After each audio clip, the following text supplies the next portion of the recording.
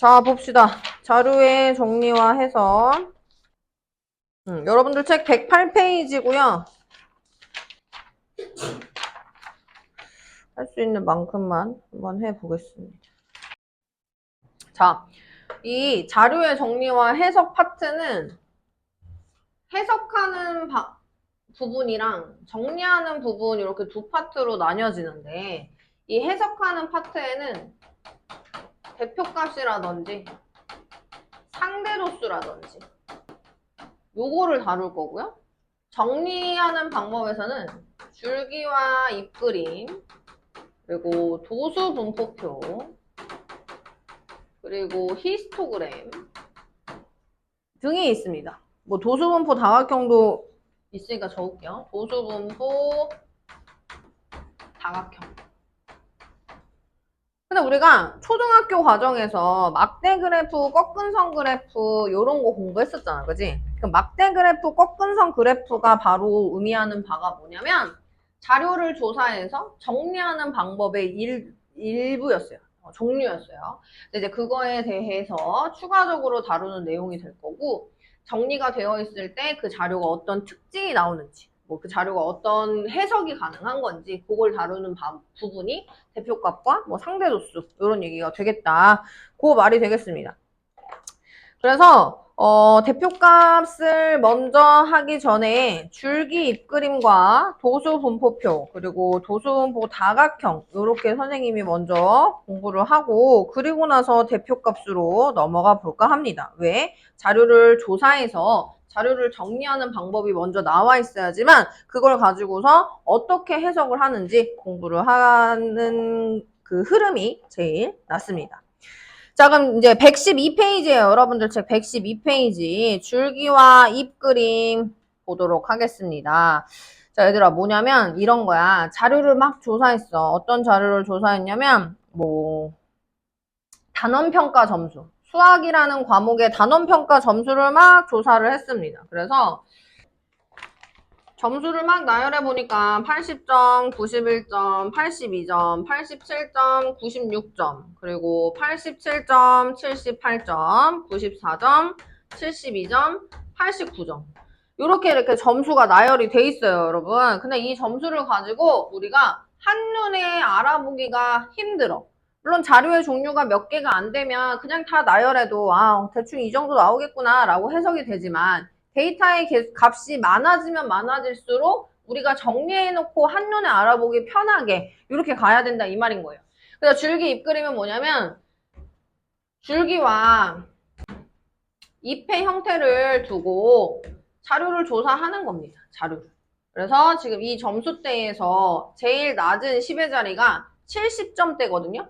줄기에 7을 쓰고 8을 쓰고 9를 써보는 겁니다. 그래서 이제 여기에다가 줄기 잎그림의 형태가 어떤 것을 의미하는 것인지 그래서 줄기를 기준으로 이렇게 나와 있다면 얘는 71점을 의미한다. 이렇게 우리가 해석을 하는 방법대로 접근을 하자 이 말이에요. 그럼 줄기가 7일 때는 70점대를 얘기하는 거지, 그지? 그럼 70점대의 자료가 72점과 78점이 있어요. 그래서 1의 자리의 값들을 2% 보면서 작성을 하는 것이다 라고 보시면 될 거고 자 줄기가 8일 때는 80점대를 의미합니다. 맞습니까? 그래서 80점 왔고요. 그 다음 82점 그 다음 87점 근데 얘들아 87점이 몇 개 있어? 2개 있지. 그럼 이 2개라는 거는 점수가 다 다른 시험이었던 거야. 그럼 얘는 하나로 보시면 안 되고 뭐 예를 들어 이게 3월 달에 본 점수, 얘가 4월 달에 본 점수 이럴 수 있기 때문에 중복된다고 하나로 보지 마시고 모든 자료들을 정리할 수 있어야 된다. 그게 포인트가 되겠습니다. 자 마지막 89점 왔어요. 그죠? 89점까지 나열. 자, 그 다음 줄기가 9일 때는 90점대의 점수를 얘기하는 것이기 때문에 91점, 94점, 96점 이렇게요. 자, 일반적으로 잎에다가 자료들을 정리할 때에도 작은 순서대로 정리를 하는 게 보다 더 보기 편하겠죠. 그죠? 이게 줄기 잎 그림을 작성하는 방법입니다. 자, 그래서 줄기를 굵직하게 정해놓고 그 줄기에 따라서 잎이 작은 순서대로 작성을 한다라는 게 포인트고요. 중복된 형태들은 중복된 횟수만큼 적어주셔야 된다. 그것도 포인트가 되겠습니다. 그리고 나서 제일 중요한 것은 뭐냐? 내가 어떤 것을 조사해서 나타낸 것인지 제목을 쓰는 게 제일 중요해요. 선생님은 뭐 여기서 예시 상황으로 단원평가 점수라고 했으니까 단원평가 점수 이렇게 이름을 적어놓고 줄기 입그림에서 나타내는 값이 어떻게 해석이 되는 것인지 요거까지 작성을 할 수 있어야 된다. 그런 얘기가 되겠습니다. 돼요? 안 돼요? 돼요. 그래서 잎이 중복됐다고 해서 하나만 쓰면 된다? 안 된다? 하나만 쓰면 안 된다. 자, 그럼 이번엔 두 번째는 정리하는 방법 중에 하나인 어떤 형태를 얘기할 거냐면 도수분포표를 가보도록 하겠습니다. 얘들아, 도수분포표는 뭐냐면 말 그대로 표를 얘기하는 거야, 표. 근데 이 표 중에서 중요한 것이 뭐냐면 얘들아, 우리 별량이라고 하는 것에 대한 용어 정리를 먼저 좀 할게요. 우리 별량은 자료의 값이거든요. 그러니까 예를 들어 이 줄기 그림에서 각각이 우리가 구해놨던 이 점수들 있지. 이 점수들 하나하나가 별량인 거야. 알겠지? 그럼 별량의 다른 뜻은 뭐냐면 변화하는 값이다. 뭐 데이터의 값이다. 뭐 이렇게 해석을 해주면 되겠고, 이 도수 분포표라고 하는 것은 별량이 매우 많아. 그래서 해당되는 범위별로 나눠주는 것. 그걸 도수 분포표라고 얘기를 합니다. 그래서 여러분들 책에 도수 분포표에 구성하고 있는 요소들을 좀 설명을 하고 있어요. 뭐냐면 첫 번째는 계급이라고 하는 거예요. 선생님이 어떤 일정한 범위를 주겠다고 얘기를 했죠. 여러분들 책에 예시 상황으로 한번 얘기를 해보자면 뭐냐면 몸무게 조사를 했나 봐요. 몸무게. 그래서 몸무게 조사를 하였고 그 몸무게 범위에 해당되는 학생 수를 조사를 하였다. 요 말입니다. 그래서 뭐 40kg 이상 몸무게 단위는 킬로그램일 거니까 보통 이상과 미만으로 얘기를 할 거예요. 그래서 50kg 미만, 그리고 50kg 이상, 60kg 미만, 60kg 이상, 70kg 미만, 70kg 이상, 80kg 이하, 요렇게, 미만, 요렇게 도수분포표를 해놨고, 한 반에 정원 뭐 20명이 있었다. 이렇게 우리가 해석을 해보자. 자, 그래서 40kg 이상, 50kg 미만인 학생 수가 4명. 50kg 이상, 60kg 이상인 학생 수가 10명. 60kg 이상, 70kg 미만인 학생 수가 5명.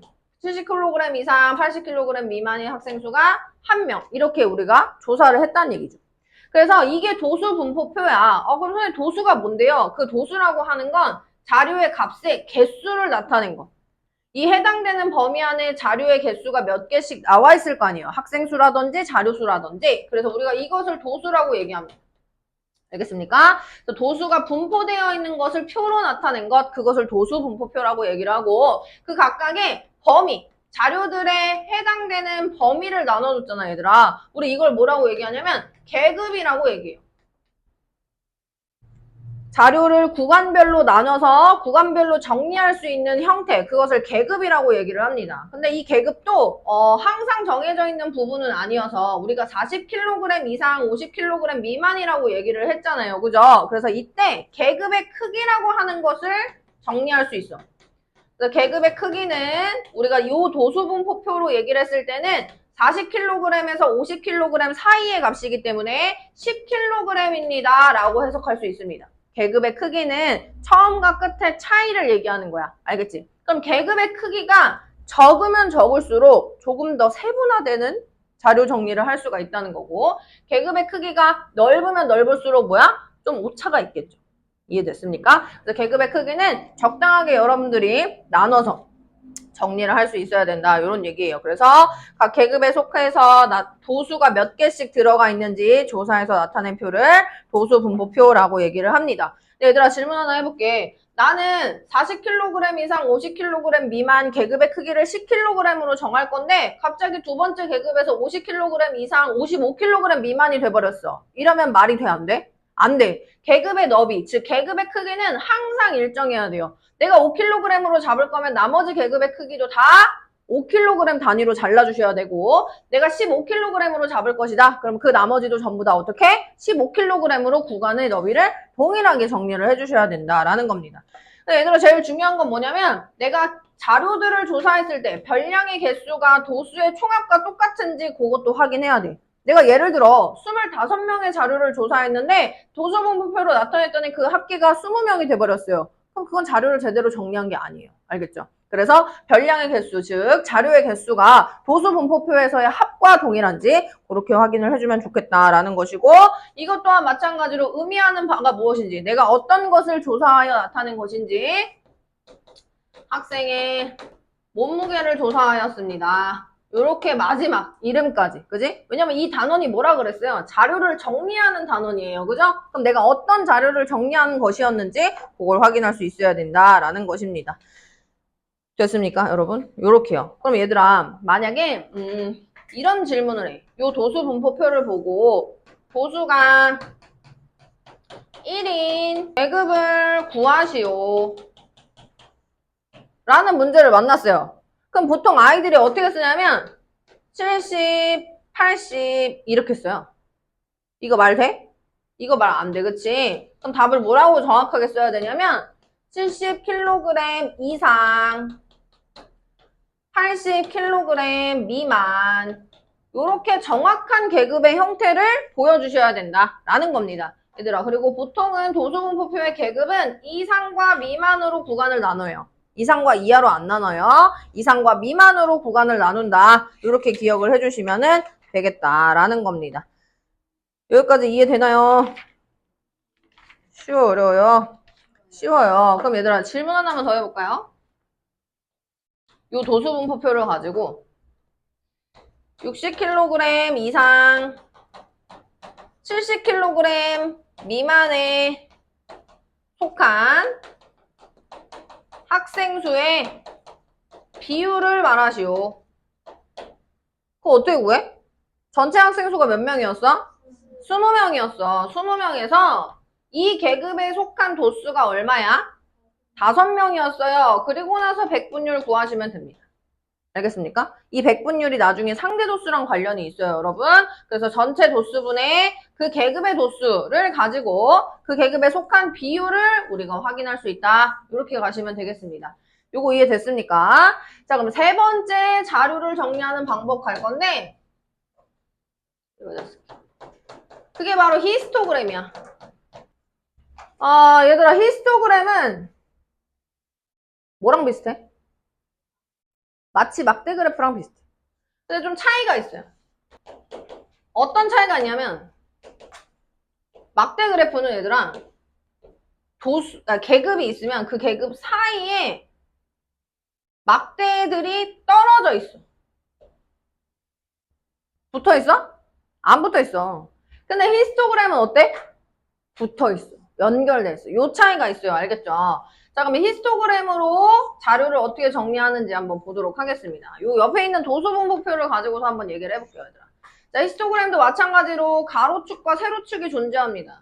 근데 얘들아, 우리가 자료를 정리하는 방법이고 정리해서 해석하는 게 중요하다 그랬기 때문에 가로와 세로에 무엇이 놓여져 있는지가 제일 중요해. 그래서 가로는 뭘 놓을 거냐면 계급을 나타낼 수 있는 킬로그램, 몸무게를 가로축에 둘 거야. 세로축은 도수에 해당되는, 즉 학생 수를 세로축에 둘 것입니다. 그래서 히스토그램을 가지고 문제를 풀 때에는 가로축과 세로축에 무엇이 닿아 있는지, 어떤 자료들이 놓여져 있는 것인지 그것을 먼저 1순위로 판단을 하셔야 돼요. 자, 그러면 그 다음 가보겠습니다. 40kg 이상부터 시작을 하기 때문에 40kg 이상, 50kg 미만, 60kg 이상, 뭐 이렇게 우리가 구간을 나눠주는 거죠. 근데 아까 막대 그래프랑 차이가 있다 그랬어요. 히스토그램은 뭐라고요? 연결이 돼 있다 그랬습니다. 연결, 붙어 있다 그랬습니다. 자, 그럼 40kg 이상, 50kg 미만의 도수는 4명이었기 때문에 4명, 보통은 5명으로 구간을 나눠줄 거라서 5명, 10명 이렇게 가볼게. 그러면 얘는 4명이니까 5명보다는 좀 낮게 이렇게 우리가 작성을 하죠. 50kg 이상, 60kg 미만에서는 10명의 학생이 존재하니까 10명에 맞게, 그죠?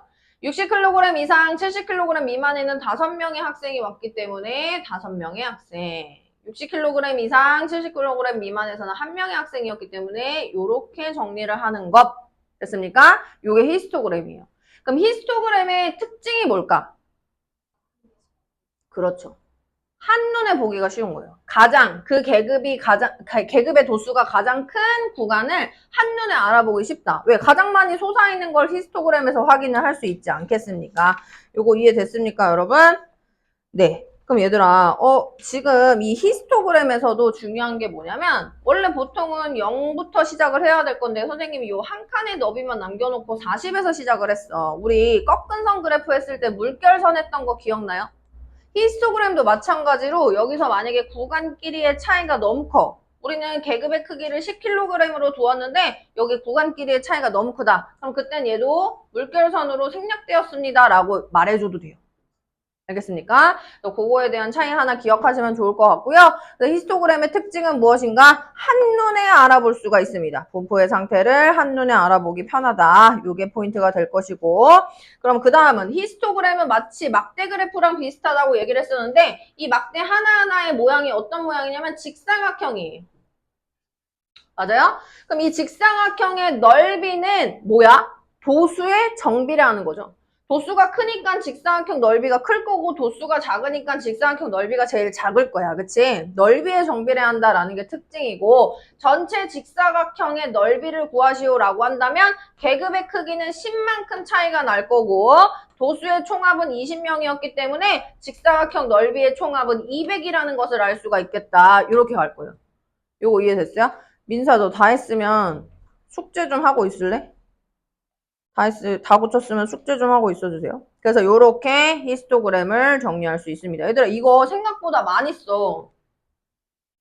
알았지? 계급의 크기 곱하기 도수의 총합으로 계산하는 것이 전체 히스토그램의 넓이의 합이다. 요거 되게 많이 생각보다 쓰고요. 그리고 여기서 또 중요한 게 뭐냐면 히스토그램을 만나서 문제를 활용할 수 있는 경우들이 되게 많은데 그때 어떻게 접근을 하느냐 40kg, 50kg 미만이라고 하는 것의 히스토그램의 도수는 4였으니까 여기다가 이런 거 적어놔. 적고 문제 푸는 거야. 50kg 이상 60kg 미만의 도수는 10이었으니까 10 적어두시고 60kg 이상 70kg 미만의 도수가 5명이었기 때문에 5명 적어주시고 1명 적어놓고 문제를 푸는 습관을 들이셔야 한다. 이런 얘기가 되겠습니다. 됐습니까? 자 그럼 마지막으로 정리하는 방법 도수분포 다각형 가볼게요. 도수분포 다각형을 그리기 위해서는 누가 있어야 돼? 무조건 히스토그램이 있어야 돼. 히스토그램을 그려놓고 이제 무슨 짓을 하느냐 히스토그램의 막대의 맨 윗줄의 가운데에다가 점을 하나씩 찍어요. 점을 다각형 아니야? 다각형은 뭐야? 둘러싸여져 있어야 돼. 그럼 점만 찍어서 이렇게 연결하고 이렇게 연결하고 이렇게 연결하고 끝이야 아니야? 끝 아니야. 둘러싸여 있다고 얘기했으니까 얘는 지금 둘러싸여 있는 형태가 아니에요. 그래서 옆에 양 끝에도 가운데에다가 점을 찍어서 가로축과 함께 둘러싸여져 있는 도형을 그려주셔야 됩니다. 이게 도수분포 다각형이에요. 알겠습니까? 그럼 도수분포 다각형에서 중요한 건 뭐야? 넓이. 그래서 얘들아 요 부분의 넓이랑 요 부분의 넓이가 똑같다 그랬잖아. 똑같아요. 그래서 여기서도 많이 활용하는 부분이 어떤 것이었냐면 도수분포 다각형으로 둘러싸여져 있는 영역의 넓이를 구하시오 라고 얘기합니다. 그럼 이것도 당황하지 마시고 결국엔 요 부분과 요 부분의 넓이가 똑같다고 배웠잖아. 그럼 뭘 구하면 돼? 히스토그램의 직사각형의 넓이랑 똑같다. 이렇게 가시면 되겠습니다. 이게 도수분포 다각형입니다. 됐어요? 안 됐어요? 됐어요. 그럼 도수분포 다각형의 또 다른 특징이 뭘까요? 비교하기 편한 거죠. 왜냐면 얘도 마치 꺾은 선 그래프처럼 확인이 되잖아, 얘들아. 그러니까 비교하기 편하다. 요걸 가지고 접근을 할 수 있겠습니다. 그럼 이제 대표값으로 가보실게요. 요까지는 지금 뭘 공부한 거예요? 자료를 정리하는 방법에 대해서 공부를 한 거예요. 자, 이번에 대표값을 공부할 건데 수학에서 다루는 대표값, 지금 중등과정에서 다루는 대표값은 크게 3가지만 공부할 것입니다. 3가지. 자, 대표값이 무슨 뜻일 것 같아? 대표하는 값이지. 우리가 자료를 정리해서 해석하는 방법 중에 하나를 공부하는 거야. 대표값은 해석하는 거예요. 그럼 그 자료가 어떤 특징을 갖고 있는지 보여주는 거겠죠? 그죠? 그래서 그게 대표값이다. 이 말입니다. 자, 그럼 대표값을 구하기 위해서는 별량이 존재합니다. 별량. 아까 별량이 선생님이 뭐라 했어? 자료의 형태, 데이터, 자료의 값, 그걸 별량이라고 한다고 했잖아. 별량이 변화하는 양이야. 그럼 내가 자료를 조사했으면 자료들이 여러 가지 값들을 갖고 있을 거 아니에요. 그래서 변화하는 양이라고 이름을 붙이면서 별량이라고 정의를 한다. 그래서 대표값이라고 하는 것은 그 별량들이 모여서 어떤 특징을 갖고 있는지 얘기해 주는 것을 대표값이다 라고 얘기합니다. 자, 그럼 그중 대표값 첫 번째는 뭐냐면 우리한테 아주 익숙한 평균이라고 하는 것. 얘들아, 평균 어떻게 구해? 다 더해서 더한 개수만큼 나눈 것. 이거는 초딩 때 하는 대답이죠. 초딩 때 하는 대답이에요. 자, 평균은 뭐냐면 별량이라는 용어를 사용해서 나타내는 겁니다. 뭐냐? 별량의 총합 데이터를 다 더해요. 별량의 총합을 별량의 개수로 나누는 것. 이걸 평균이라고 합니다. 그러니까 다 더한 게 별량의 총합을 의미하는 거고 더한 개수로 나눈다. 그게 별량의 개수로 나누는 것이다. 이렇게 설명을 해주면 되겠습니다. 그게 첫 번째 대표값이었어요. 그럼 대표값 평균을 사용하는데 많이 쓰는 건 뭐가 있을까? 성적. 뭐 이런 거겠죠. 그죠? 성적, 뭐 출산율 이런 것들. 그치? 자, 두 번째는 뭐냐면 중앙값인데 중앙값은 여기다 쓸 거고 최빈값 먼저 얘기합시다. 최빈값이 얘들아 이 최자가 최상위 할 때 최자야. 가장 많은. 그럼 B는 뭐냐면 빈도수 할 때 빈자야. 그럼 빈도수가 가장 많이 나와 있는 값을 최빈값이라고 얘기하는 거죠. 그럼 최빈값은 얘들아 어떨 때 많이 사용이 될까? 아니. 그거는 그냥 막연한 얘기인 거고. 어떤 상황에서 최빈값을 많이 쓸까요? 여러분? 생각해봐. 가장 빈도수가 많은 자료를 확인하려고 하는 게 뭘까? 그렇지. 좋아하는 과일. 뭐 만약에 예를 들어 내가 티셔츠를 판매해. 그럼 티셔츠가 인기가 가장 많은 거를 계속 팔아야 될 거 아니야. 티셔츠 사이즈가 예를 들어 미디움 사이즈가 제일 잘 나가. 그럼 미디움 사이즈를 공장에서 많이 사와야겠지. 이거 무슨 말인지 이해됐습니까? 그래서 그렇게 우리가 확인을 할 수가 있다. 그래서 이 각각의 의미하는 대표값들이 어느 상황에서 쓰는 것이 적절한지 그걸 판단하는 것도 매우 중요하다라는 거예요. 그럼 얘들아 최빈값은 여러 개 종류가 나올 수 있어? 여러 개 종류가 나올 수 있어. 정민아! 일로 들어와.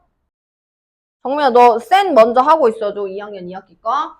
자, 그래서 이렇게 최빈값은 그러면 여러 개가 종류가 나올 수 있어요. 뭐냐면 사과를 좋아하는 학생 수가 10명이고 메론을 좋아하는 학생 수가 10명이야. 둘 다 동시에 10명이야. 그러면 사과랑 메론이 최빈값이에요 라고 얘기할 수 있는 거야. 무슨 말인지 이해됐어? 자, 그럼 예를 들어 미디움 사이즈가 5장 팔렸고 스몰 사이즈가 5장 팔렸고 라지 사이즈가 5장 팔렸어. 우리가 별량은 요 3개 종류밖에 없어. 근데 얘가 지금 5장, 5장, 5장이 팔렸어요. 그럼 이건 최빈값을 뭐라고 얘기해요? 이거는 해석하는 거에 따라 달라요.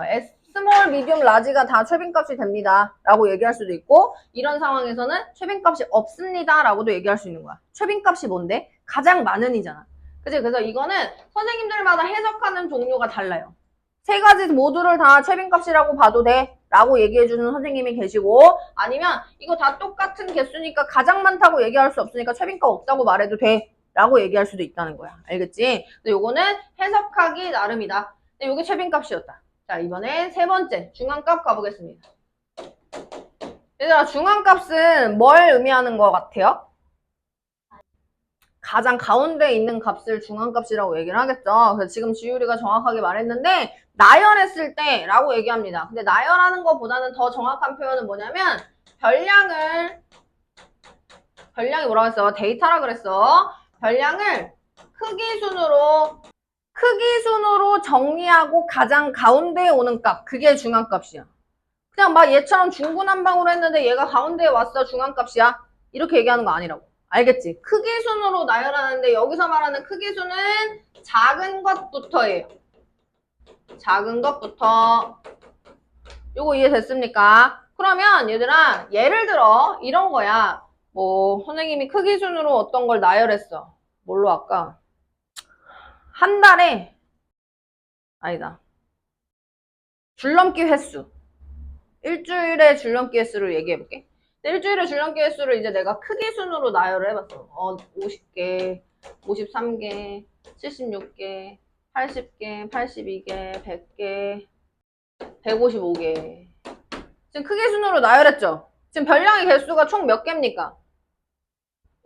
7개죠. 그럼 얘는 딱 가운데가 누군지 보여요. 누구죠? 얘가 가운데예요. 맞아? 근데 선생님이 얘를 두고서 그럼 얘는 중앙값이 80이야. 80번 했어. 라고 해석을 하면 돼. 중앙값이라고 얘기하는 건. 근데 만약에 나는 일요일 날은 쉬고 싶어서 일요일은 줄넘기를 안 했어. 그래서 솔팅을 했는데 이렇게 작은 순으로 나열을 했단 말이에요. 그럼 이때 중앙값은 뭐라고 얘기해요?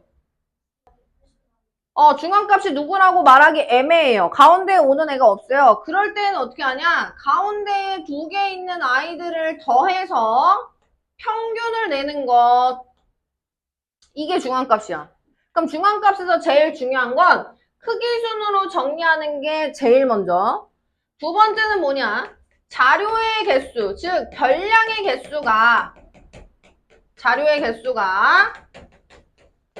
짝수개인지 홀수개인지 판단을 하셔야 됩니다. 홀수개면 딱 누가 봐도 가운데인 걸 알고 있어. 근데 짝수개이면 누가 봐도 가운데인 걸 몰라. 애매하잖아. 그럼 그럴 때 어떻게 한다? 가운데 2개를 더해서 2로 나눈다. 이게 중앙값의 특징입니다. 알겠습니까? 돼요, 안 돼요? 돼요. 중앙값은 이렇게 정리를 할 수가 있어요. 그럼 중앙값은 언제 사용하기 편할까? 그렇지. 왜냐면 예를 들어 이거야. 내가 내 수학 점수를 조사했어. 근데 뭐 중간고사 때 100점 맞았고 기말고사 때 뭐 90점 맞았고 또 중간고사 때 99점 맞았고 근데 기말고사 때 내가 아파서 학교를 못 갔어. 이때 내가 만약에 빵점이라고 표기가 됐단 말이야? 근데 내가 그럼 내 수학 성적의 평균을 구한다고 했을 때 이렇게 해서 얘를 4개로 나눈다고 해버리면 얘 때문에 내 평균이 엄청 깎여요. 맞아요? 그럼 이럴 땐 나 억울해 안 억울해? 억울하지. 내가 아파서 병원을 못 가서 점수를 못 낸 건데 그럼 이럴 땐 평균을 쓰는 게 별로 안 좋은 거야. 평균이라고 하는 것이 그 자료의 대표값이 될 수 없다는 얘기야. 그럼 이럴 땐 뭘 써? 중앙값을 쓰는 게 맞다는 거죠. 이해됐습니까? 그래서 중앙값을 쓰기 적절한 상황은 어떤 상황이냐면 자료에 이런 식으로 극단적인 값이 있을 땐 중앙값을 쓰는 게 맞아요. 평균보다는. 알겠습니까? 극단적인 값이 의미하는 게 뭐예요, 선생님? 100점이랑 빵점이랑 차이가 너무 많이 나잖아. 그지? 수준 차이가 너무 많이 나는 형태가 있을 때는 평균이나 이런 거보다는 중앙값을 쓰는 것이 훨씬 더 적절한 대표값의 선택이다. 이런 얘기가 되겠습니다. 자, 대표값은 어쩔 때 사용하는 거라 그랬어요? 자료를 정리한 것을 가지고 조사했을 때 나타내는 것, 그것을 대표값이다. 라고 얘기를 합니다. 오늘 여기까지만 진도 나가고요. 상대도수는 다음 시간에 수요일 날 마무리하면서 끝내도록 하겠습니다.